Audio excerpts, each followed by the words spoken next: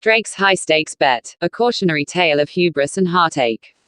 It was a tense evening in the luxurious penthouse suite of the Burj Al Arab hotel in Dubai. Drake, the world-renowned rapper and entrepreneur, Saturday nervously in front of a massive screen, his eyes fixed on the live feed of the highly anticipated football match between Israel and Drictus. Drake had always been a thrill-seeker, and his love for high-stakes betting was no secret.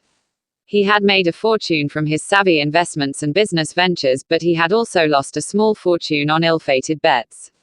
Tonight, however, was different. Tonight, he was convinced that he had a surefire winner. The odds were against Israel, but Drake was undeterred. He had done his research, poring over statistics and analysis, and he was convinced that the underdogs would pull off a stunning upset. With a confident smirk, he placed a massive bet of €348,000 on Israel to defeat Drictus.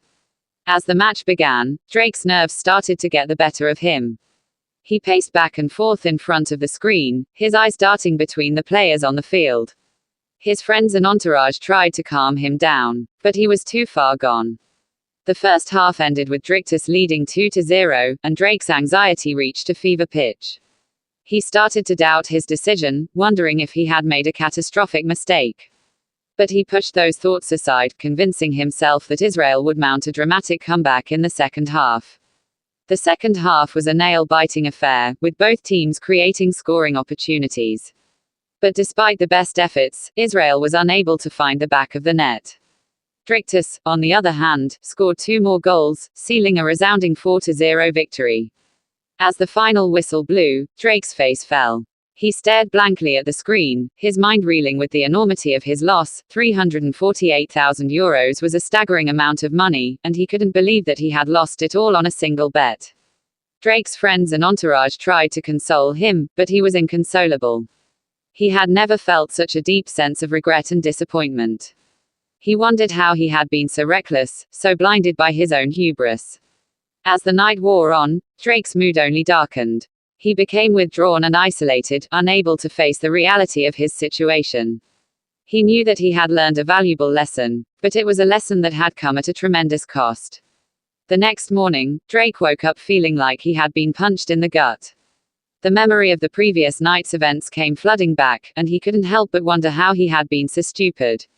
As he sat in his hotel room, staring blankly at the wall, Drake realized that he had hit rock bottom. He had lost a small fortune, and he had lost face in front of his friends and peers. But as he reflected on the experience, he began to see it as a blessing in disguise. Drake realized that he had been living in a bubble, surrounded by yes-men and sycophants who were afraid to tell him the truth. He had been making reckless decisions, driven by his ego and his desire for validation. But now, he had been brought back down to earth. As he prepared to leave Dubai and head back to the United States, Drake felt a sense of gratitude. He had lost a significant amount of money, but he had gained something far more valuable, a newfound sense of humility and perspective. The incident would remain a private one, known only to those closest to Drake. But its impact would be felt for a long time to come, shaping the rapper's approach to life and his music in ways that he was still discovering.